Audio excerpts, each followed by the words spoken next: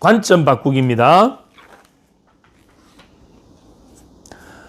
문제는 어떤 상황, 일, 사건, 사태를 뭐로 볼 때? 문제로 볼 때 문제가 된다. 관점 바꾸기 차원에서 보면 문제는 없다. 하지만 문제를 문제로 보는 순간부터 문제는 존재하게 된다. 분명히 문제는 원래 없는 것인데도 우리가 문제를 문제로 보게 되면 문제가 존재하기 때문에 문제를 문제로 보지 않는다면 문제는 존재하지 않는다. 문제를 문제로 보지 않는 걸 우리는 뭐냐면 관점을 바꿨다 이렇게 보는 거예요. 그래서 우리는 문제라는 관점에서 보기 때문에 만든 이 문제를 문제가 아닌 다른 관점에서 볼 수 있다면 문제는 이미 사라져버린다. 그래서 문제가 아닌 쪽으로 문제가 해결될 수 있는 방향으로 관점을 바꿀 수 있는 그러한 능력이 필요하다. 이것이 관점 바꾸기다 이 말이에요. 관점 바꾸기. 자, 관점 바꾸기는 크게 보면 두 가지예요. 하나는 맥락 관점 바꾸기, 하나는 의미 관점 바꾸기입니다. 맥락은 어떤 맥락 차원에서 그것을 판단하고 반응하는 거예요. 다르게 표현하면 상황적 차원에서 보는 거예요. 상황적. 어떤 상황적. 그래서 이 맥락 관점 바꾸기를 상황 관점 바꾸기라고도 합니다. 그리고 또 하나는 의미 관점 바꾸기. 의미라는 건 내용을 바꾼다 이 말이죠. 그래서 이건 내용 관점 바꾸기라고 합니다. 맥락 관점 바꾸기는 모든 행동이나 반응은 특정한 맥락에서 이해되고 평가됩니다. 따라서 맥락이 바뀌면 의미나 평가도 달라질 수밖에 없다. 우리는 동일한 행동에 대해서 사람들이 서로 다르게 반응할 수 있는 다른 맥락을 찾아본다면 지금의 현 상태를 훨씬 더 긍정적으로 해석할 수 있고 반응할 수 있다. 자, 먼저 그러면 맥락 관점 바꾸기의 사례들을 한 번씩 보죠. 맥락 관점 바꾸기. 자, 말을 되게 많이 하는 사람, 수다쟁이 또는 산만하다 이렇게 표현하는데 맥락을 바꾼다면 어떻게 될까요? 아나운서나 변호사나 또는 MC나 또는 레크레이션 강사를 하면 참 잘할 수 있겠다. 다른 상황이나 다른 맥락적 관점에서 보면 이 사람이 지금 수다를 떨거나 말이 많은 것은 대단한 장점이고 자원이다 라고 봤다면 이것이 맥락 관점 바꾸기예요. 상황을 바꿔버렸다 이 말이죠. 다음 의미 관점 바꾸기를 한번 볼까요? 이건 내용을 바꾼다 이 말이에요. 모든 행동이나 반응은 다중적 의미를 갖고 있다. 이 말은 잘 이제 외워 놓으셔야 돼요. 모든 행동이나 반응은 다중적 의미를 갖고 있다. 그런데 우리는 이 다중적 의미를 우리가 살아가면서 반복된 학습이나 경험, 관습 또는 우리가 갖고 있는 신념, 종교, 어떤 믿음 이런 것들로 인해서 나만의 주관적이고 자기 중심적 세상 모형을 갖게 되면서 이 다중적 의미를 전부 다 획일화시켜버려요. 획일화시켜버림으로 해서 하나의 어떤 행동에 하나의 관점으로 계속 바라보는 그런 고정된 관점을 갖게 된다. 여기 이제 중요한 거예요. 모든 행동이나 반응은 다중적 의미를 갖고 있다는 것을 먼저 인정을 하고 동일한 반응도 다른 의미로 해석될 수 있다면 그 반응에 대한 평가가 충분히 달라질 수 있다. 그래서 지금 현재 이 행동은 다른 어떤 의미를 갖고 있는가? 지금의 이 행동이 다른 어떤 의미를 갖고 있는가? 그래서 이 사람이 지금 자기 자신의 변화를 위해서 다른 의미를 가져다 줄 수 있는 그러한 부분이 있음에도 불구하고 이 사람이 그걸 깨닫지 못하고 있는 것이 어떤 것이 있을까? 이렇게 접근하는 거예요. 자, 다시 한번 이제 사례를, 의미 관점 바꾸기 사례를 한번 보도록 하죠. 자, 우리가 흔히 일반적으로 이야기하는 체중이 많이 나가면 비만이다 이렇게 인식하기 쉽잖아요. 그래서 체중이 120kg가 되는 젊은 사람에게 당신은 비만입니다. 당신은 뚱뚱합니다. 라고 이렇게 표현하기보다는 이걸 관점을, 의미적 관점으로 바꾼다면 당신은 정말 훌륭한 체격을 가졌습니다. 뭐를 바꿔버렸죠? 의미, 아주 큰 체격, 훌륭한 체격을 가졌다라고 의미를 바꿔버리니까 이게 비만이나 뚱뚱하다는 부정적 의미가 사라지고 긍정적인 부분으로 바뀌어버리는 거예요. 우리는 맥락을 바꾸거나 그러한 내용을 바꿔버리면 그것에 대한 뭐가 바뀌어버린다? 관점이 바뀌어버린다. 관점이 바뀌는 순간 우리가 문제라고 느꼈던 그 부분, 문제라고 생각했던 부분이 더 이상 문제가 아닌 내 삶의 소중한 자원이 된다. 자, 여기까지 이제 관점 바꾸기에 대한 의미를 한번 정리를 했고, 다음 이제 재밌는 수업으로 들어갈 거예요. 재밌는 수업.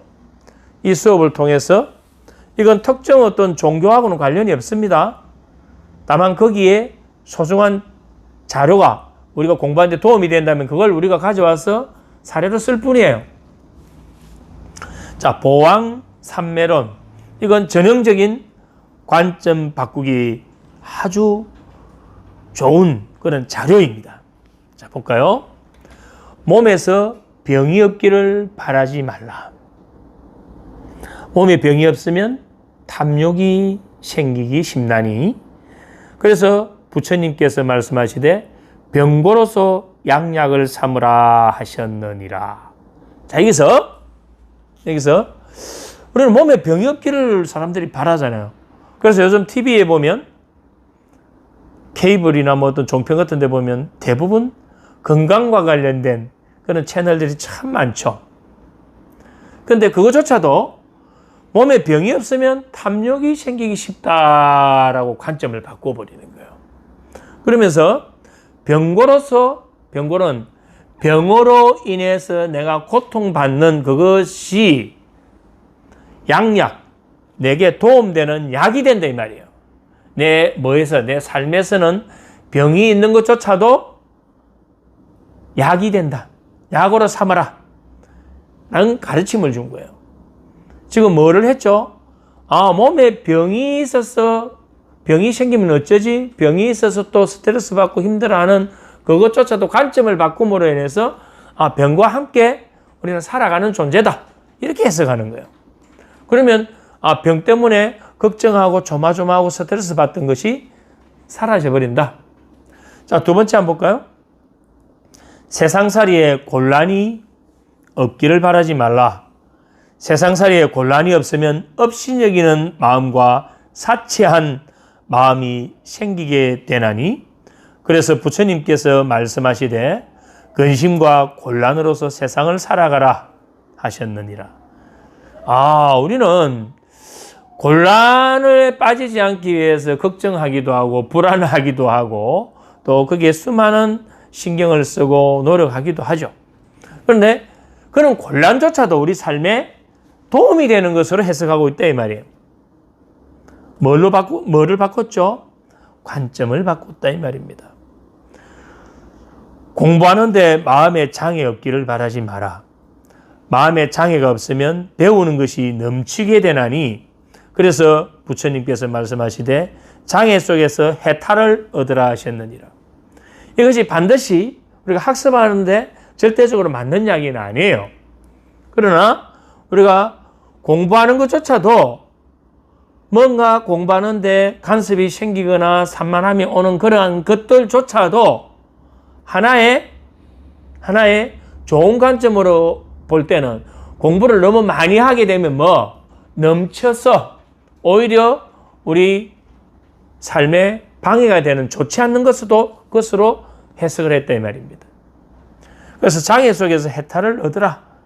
그러한 속에서도 내가 그것을 수용하거나 또 그것을 극복하는 과정에서 우리가 해탈을 얻을 수 있다. 수행하는데 마가 없기를 바라지 마라. 수행하는데 마가 없으면 서원이 굳건해지지 못하게 되나니. 그래서 부처님께서 말씀하시되 모든 마군으로서 수행을 도와주는 벗을 삼으라. 자, 여기서 이제 마나 마군 이런 건 일반적으로 우리가 쓰는 용어는 아니죠. 이건 뭘까요? 애군을 가져다 주는 나쁜, 우리가 흔히 이야기하는 악마, 나쁜 어떤 잡념, 뭐 이런 정도로 해석을 할 수 있겠죠. 그래서 이런 것조차도 전부 다 내 수행하는데 벗으로 삼아라. 이게 정말 대단한 해탈이에요. 일을 꾀하되 쉽게 되기를 바라지 마라. 일이 쉽게 되면 뜻을 경솔한 데 두게 되나니. 그래서 부처님께서 말씀하시되 여러 급을 겪어서 일을 성취하라 하셨느니라. 그런 말 있죠. 쉽게 되는 것은 가치가 없다. 어떤 것이든 어려운 과정을 거쳤을 때 그것은 가치가 생긴다. 이런 것도 우리가 다 관점 바꾸기잖아요. 친구를 사귀되 내가 이롭기를 바라지 말라. 내가 이롭고자 하면 의리를 상하게 되나니. 그래서 부처님께서 말씀하시되 순결로서 사귐을 길게 하라 하셨느니라. 우리는 사람들은 다 자신의 이해관계에서 움직이는 게 일반적인 어떤 패턴이죠. 그런 속에서도 사람을, 친구를 사귀는데 내 이익을 위해서 사귀기보다 순수한 마음으로서 그냥 성실한 마음으로 사귀라. 왜? 그러한 내 이해만 챙긴다면 결국은 친구와의 의리가 상하게 되기 때문이다. 이건 관점 바꾸기도 되지만 사실은 우리 삶의 중요한 어떤 교훈이 되기도 하죠. 남이 뜻대로 순종해 주기를 바라지 말라. 남이 뜻대로 순종해 주면 마음이 스스로 교만해지기 쉬워지나니. 그래서 부처님께서 말씀하시되 내 뜻에 맞지 않는 사람들로서 원림을 삼으라 하셨느니라. 이거 참 큰 그릇 아닌가요? 내 뜻에 맞지 않는 사람들로서 원림, 큰 숲을 만들어라 이 말이에요. 우리는 어떻게 내 마음에 내 뜻에 맞는 사람하고만 살아갈 수는 없는 거죠. 사람은 모두가 다 다른 존재이기 때문에 그렇습니다. 공덕을 베풀려면 과보를 바라지 말라. 과보를 바라면 도모하는 뜻을 갖게 되나니. 그래서 부처님께서 말씀하시되 덕 베푼 것은 헌신처럼 버려라. 내가 남을 도와주면서 내가 도와줬으니까 저 사람이 나에게 고마워해야 되고 저 사람이 나에게 은혜를 갚아야 된다라는 그런 마음을 갖지 마라. 그걸 이야기하는 거예요. 오히려 내가 도와준 것을 모두 다 잊어버려라. 내가 도와줬는데 하고 그걸 기억하고 있으면 저 사람이 나에게 뭔가 도와주는 보답이 없으면 서운함을 가지기 때문에 그렇습니다. 그것이 우리 인간의 마음이에요. 그래서 우리가 남을 도와주는데 어떤 내 숨은 뭔가 딴 마음이 있다면 그 마음을 버려라 이 말이에요. 이익을 분에 넘치게 바라지 마라. 이익이 분에 넘치면 어리석은 마음을 돕게 되나니. 그래서 부처님께서 말씀하시되 적은 이익으로서 부자가 되라 하셨느니라. 과유불급이에요. 뭐든지 과함은 부족함만 못하다. 분에 넘치면 어리석은 마음을 갖게 되는 오히려 약간 부족할 때 우리는 더 행복해질 수도 있다. 자, 우리가 이렇게 보면 또 될 것 같아요. 자, 돈과 우리의 행복.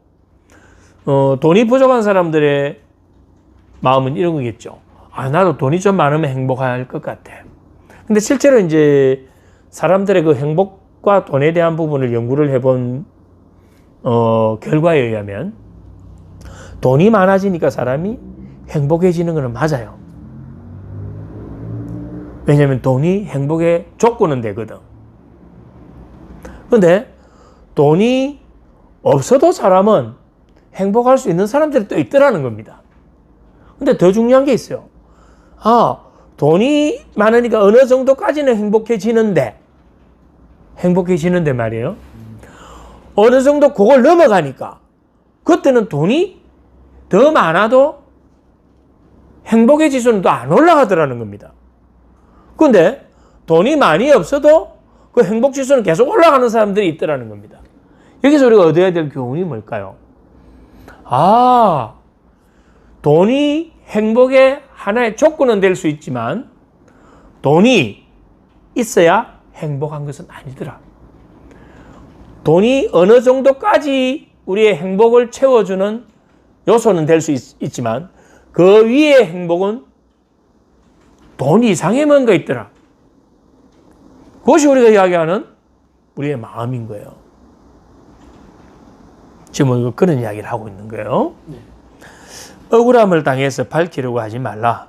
억울함을 밝히면 원망하는 마음을 돕게 되나니. 그래서 부처님께서 말씀하시되 억울함을 당하는 것으로 수행하는 문을 삼으라 하셨느니라. 현대적으로 해석하면 전혀 안 맞는 이야기죠. 억울한 일을 당했으면 당연히 그 억울함을 밝혀서 그런 부분을 해결해야 되지. 여기서 이야기하는 이 부분은 뭐냐면 우리의 마음 수양에 대한 관점에서 그 일이 풀리지 않는 부분을 억지로 내 마음에 담아놓지 말라고 가르침을 주는 거예요. 자, 우리가 이러한 모항 삼매론을 읽으면서 이 관점을 바꾸니까 모든 것이 다 다르게 보이네? 다르게 보여? 막히는 데서 도리어 통하는 것을 얻고 통함을 구하는 것이 도리어 막히는 것이니 그래서 부처님께서는 저 장애 가운데서 보리도를 얻으셨다. 이제 여기에 대한 설명을 한 거예요. 자, 우리는 여기서 종교적인 부분을 관점을 가질 필요는 없어요. 이건 종교적인 차원을 뛰어넘는 차원에서 관점을 바꾸니까 이렇게 된다라는 자료로 활용했을 뿐이지 우리는 윤석열 저나 종교를 갖고 있는 부분이 아니기 때문에 이걸 좀 자유로운 관점에서 접근했으면 좋겠어요. 예. 자, 다음 관점 바꾸기 자료를 또 한번 보죠. 10대 자녀가 반항을 하면 그것은 아이가 거리에서 방황하지 않고 집에 잘 있다는 것이다. 자, 우리는 10대 자녀가 반항을 하면 부모는 화를 내고 짜증을 내고 스트레스를 받습니다. 그런데 이 아이가 집에 없고 가출을 했다면 그 가출한 것보다는 반항하는 게 훨씬 더 좋은 거 아닌가요? 관점을 바꿔버리니까 반항을 하더라도 얘가 지금 집에 있다는 것만으로도 고마운 거다 이 말이에요. 그리고 관점을 바꾸니까 지금 이 아이가 반항하는 것조차도 건강한 걸로 보는 거예요. 지불해야 할 세금이 있다면 그것은 나에게 직장이 있다는 것이다. 우리는 세금 많다고 막 투덜투덜거리잖아요. 그럼 세금 많이 낸다는 건 수입이 많다는 거 아닌가요? 사업을 하는 사람이 세금을 많이 낸다. 사업이 잘 되고 있다는 거예요. 부동산 자기가 어떤 뭔가를 해서 수입이 많았는데 세금을 많이 냈다. 좋은 거예요. 왜? 세금을 낼 만큼 자신의 수입이 많았던 거 아닌가요? 내가 직장 다니는데 내가 세금을 많이 떼인다. 직장을 다니고 있다는 거예요. 수입이 많다는 거예요. 우리는 이렇게 관점을 바꾸는 거예요. 파티를 하고 나서 치워야 할 것이 너무 많다면 그것은 친구들과 즐거운 시간을 보냈다는 것이다. 주부가 식사 후에 설거지할 게 많다면 우리 가족이 전부 다 건강하게 집에서 화기애애하게 식사를 행복하고 즐겁게 했다. 이렇게 그리고 관점을 바꾸는 거예요. 옷이 몸에 잘 끼인다면 그것은 잘 먹고 잘 살고 있다는 것이다. 우리가 적절하게 몸이 좀 체중이 있는 것도 우리가 잘 먹고 잘 살고 있는 것이다. 네. 좋은 거네요. 깎아야 할 잔디, 닦아야 할 유리창, 그리고 또 청소해야 될 하수구가 있다면 그것은 나에게 집이나 상가가 있다는 것이다. 세차하는 게 귀찮아 힘들어. 이것도 세차하는 게 귀찮고 힘든 건 내가 사랑하는 차를 좋아하는 차 매니아는 차를 사랑합니다. 네. 사랑하는 차가 있다는 거예요. 내가 아끼는 차가 있다는 것이니까 난 행복한 걸로 관점을 바꿀 수도 있습니다. 주차장 맨 끝 먼 곳에 겨우 자리가 하나 있다면 그것은 내가 걸을 수 있는 거리에 차를 둘 수 있다는 것이고, 관점 바꿔버렸습니다. 난방비가 너무 많이 나왔다면 그것은 내가 따뜻하게 살고 있다는 것이고, 여름에 요즘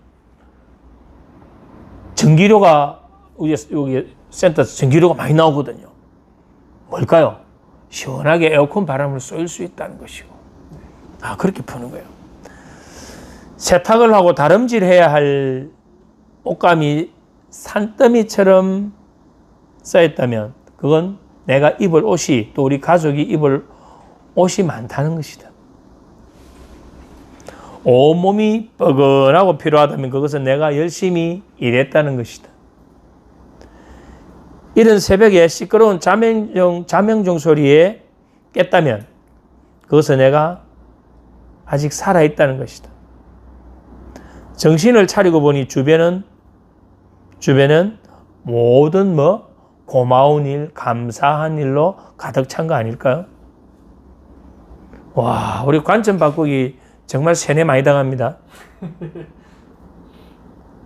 모든 건 관점을 바꾸면 모든 건 의미가, 상황이 바뀌어 버리죠.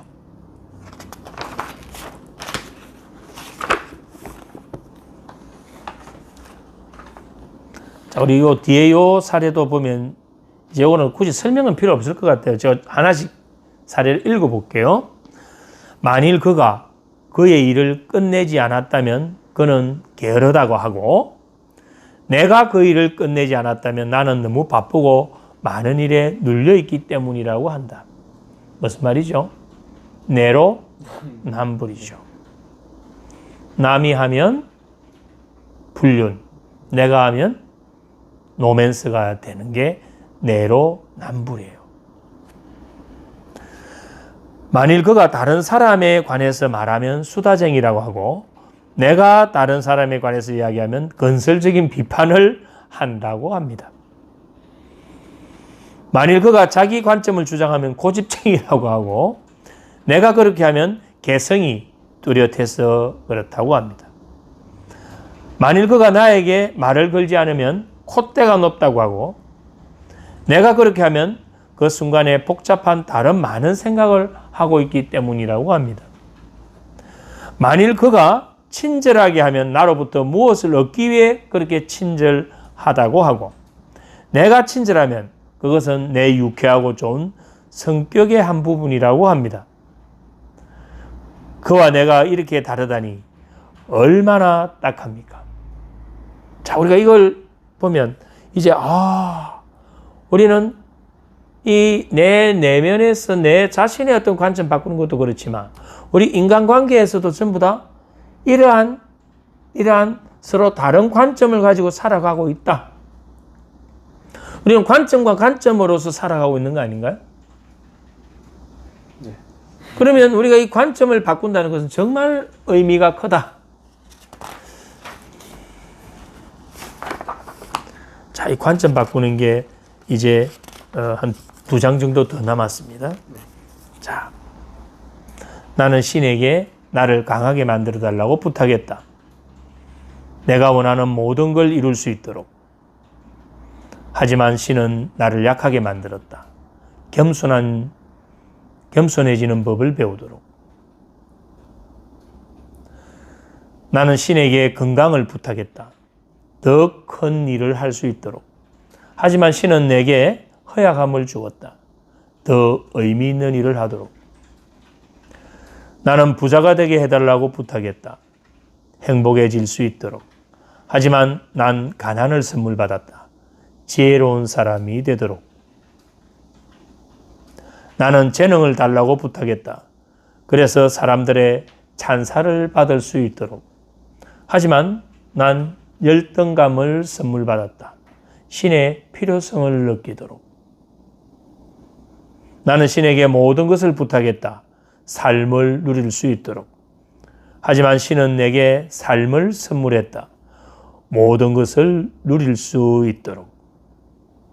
나는 부탁한 것을 하나도 받지 못했지만 내가 필요한 모든 걸 선물 받았다.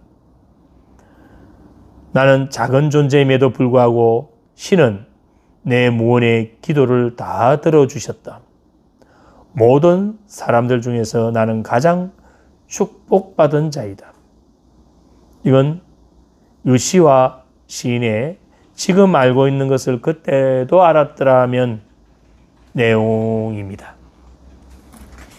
뭔가 느낌이 좀 찡하게 오지 않나요?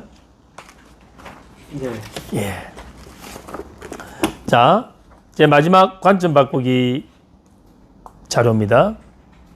병든 시어머니를 모시는 며느리가 있었습니다. 아침마다 방문을 열고 시어머니의 안색을 살핍니다. 오늘도 차도가 없겠구나 생각하니 살아가는 나날이 힘겹게만 느껴집니다. 그런데 어느 날 문득 마음을 바꾸어 먹기로 했습니다. 모든 것이 두터운 내 업장 탓, 그 업장을 소멸할 기회가 주어졌다 생각하니 시어머니를 모시게 된 것이 여간 고맙지가 않았습니다. 마음을 바꾸니 몸도 훨씬 가벼워졌습니다. 시인 강춘미님의 글입니다. 자, 우리는 이렇듯 관점을 바꿈으로 인해서 내가 만나고 있는 이 세상이 바뀝니다. 관점을 바꿈으로 해서 내가 만나고 있는 다른 사람이 바뀝니다. 관점을 바꿈으로 해서 내 자신이 바뀝니다.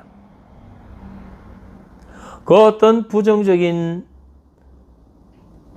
상황에 놓였다 하더라도 나는 관점을 바꿈으로써 그 부정의 상황조차도 긍정적인 자원으로 다시 바꿀 수 있고 활용할 수 있습니다. 그 어떤 맥락이라도, 그 어떤 내용이라도 나는 관점 바꾸기를 통해서 내가 의도하는 부분으로 또 우리가 원하는 부분으로 얼마든지 바꿀 수 있음에도 불구하고 우리는 고정된 생략, 왜곡, 일반화된 세상 모형으로만 모든 것을 바라보고 해석하고 판단하고 반응함으로 인해서 경직된 그러한 자신이 되지 않았는지 반성을 해볼 수 있는 시간이 되었으면 좋겠습니다. 자, 여기까지가 관점 바꾸기 수업이었어요. 좀 어땠나요? 우리가 많이 쓰고는 있지만 확실하게 좀 더 적극적으로 활용을 해야 되겠다라는 생각이 있고요. 그리고 네가 그냥 아는 거 하고 그다음에 의도적으로 이렇게 계속 생각하면서 좀 마음 정화를 할 때도 희생할 수도 많이 쓸 수도 있고 또 다른 사람 도울 때도 충분하게 사용을 하면 좋을 것 같습니다. 그럼 우리가 알고 있는, 우리가 믿고 있는, 우리에게 신념화되어 있는 이 대부분 것들이 다 가짜 아닌가요? 우리 그 가짜에 계속 반응하고 가짜와 소통하고 있는 거 아닌가요? 왜냐면 우리는 보세요. 이걸 갖고 있거든. 이 세상 모형이 다른 말로 뭘까요? 관점 아닌가요? 아니, 저마다 다른 관점을 갖고 있거든. 우리가 그 인식의 한계라는 코끼리 이거 수업을 했잖아요. 네. 이건 호수야, 이건 기둥이야. 서로가 갖고 있는 관점이고 세상 모형 아닌가요? 네. 무엇이 진짜일까요? 무엇이 절대적인 것일까요? 물론 우리가 그 사회에 내려오는 관습이나 어떤 법이나 이런 거에 의해서 또 우리가 추구하는 공동의 가치 이런 것에 의해서 기준은 준거는 돼 있어요. 그런 것조차 전면적으로 우리가 부정하자는 이야기는 아니에요. 그거에 다 부정해도 동물적 세계로 살아야 되는데. 여기서 이야기하는 우리의 관점은 뭐냐면 우리는 어차피 똑같은 존재로 살아가면서도 서로가 다른 학습과 다른 경험을 통해서 서로의 관점과 세상을 다르게 만들어내는데 많은 사람들이 이 부정적 세상 모형과 이것 때문에 이걸 갖고 있단 말이에요. 심리적 걸림돌. 이게 다른 말로 장애예요, 장애. 우리는 이걸 갖고 살아가는 사람들이 대부분이다. 근데 이게, 우리가 상담을 통해서도 이런 부분에서 도움을 받을 수 있지만, 관점 바꾸는 훈련만 계속해도 어떻게 될까요? 사실 예를 들어 일이 좀 잘 안 되면 이걸 다르게 써먹어 보면 되지 않을까 하고 그렇죠. 섞으면 되는데 이제 계속 그냥 왜 안 되지 하다가 그러고 이제 힘든 거죠 이제 얼마나 힘들지 모르겠지만 어쨌든 계속 힘든 세계로 많이 빠질 확률이 높은. 비아그라 드셔보셨나요? 비아그라 아니. 먹을 일이 없지 아직. 비아그라는 어떻게 만들어졌나요? 비아그라는 성기능 강화. 그게 원래 무슨 질환을 치료하는 약이더라? 그게 심장? 강사 비아그라가 원래 뭔 약이었어? 치매 아닙니까? 이런 치매는 아닌 것 같은데. 제가 알고 있고 탈모입니다. 탈모입니까? 제가 알고 잠깐만요. 내가 알기로는 심장과 관련된 것 같은데. 한번 인터넷 한번 쳐볼래? 심장이 맞는 것 같네요. 심장이 탈모가 아니라 심장이 맞는 것 같아요. 심장 맞나? 네 맞아요. 심장마비. 내 기억엔 그래. 그래서 거기에서 실패한 약이 비아그라인데, 뭔 말이냐면, 거기에서 나타난 부작용이 네. 그걸 일으킨 거예요. 그래서 그걸 관점을 바꾸고, 이걸 그러면 이쪽으로 쓰면 부작용을 긍정적인 부분으로 관점을 바꾸어서 이제 심장이 아닌 성기능 장애 쪽에 개선하는 데 썼다면 이건 무슨 리프레이밍인가요? 관점 바꾸고 리프레이밍이라는 데 있잖아요. 상황. 그렇지, 상황이지. 네. 심장이 아닌 성기능 어떤 개선 그걸로 했으면 이건 맥락 관점을 바꿔버렸다. 맥락을 바꿔버렸다. 그러니까 이게 최고의 곡이 되어버렸단 말이죠. 자, 이제 임선생님 사례로 봅시다. 임선생님이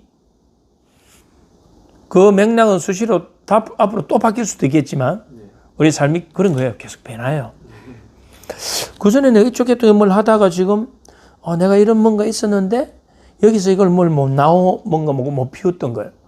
이쪽에서 내가 피우니까 뭔가 막 분출돼. 뭐를 바꿨나요? 상황을 바꾼 거예요. 상황을. 그러면 우리가 이 세상 모형과 관점을 바꾼다는 것은 엄청난 큰 의미가 있어요, 이거. 엄청난 의미가 있다. 하다못해 보세요. 우리가 부동산을 하나 하는 것도 네. 전부 다 이 관점이에요. 이 지역을 우리가 어떻게 바라보고 있는가, 어떻게 해석하는가 관점에 따라서 아이고 후진동 내내로 평가하기도 하고 관점을 바꾸어서 야 이거 후지기 때문에 앞으로 개발 가능성이 엄청 있겠네로 볼 수도 있다 이 말입니다. 네. 그럼 뭘까요? 결국 우리가 갖고 있는 이 관점은 절대적인 것이 아니고 우리가 학습하고 경험한 반복에 의해서 만들어진 우리 세상 모형이다. 네. 그럼 우리는 다중적 의미를 갖고 있음에도 불구하고 우리 한 가지 의미만 자꾸 쓰려고 하다 보니까 경직됐을 뿐이고 우리는 상황을 바꾸거나 의미를 다양한 관점에서 접근한다면 관점은 어떤 상태로든 바꿀 수가 있다.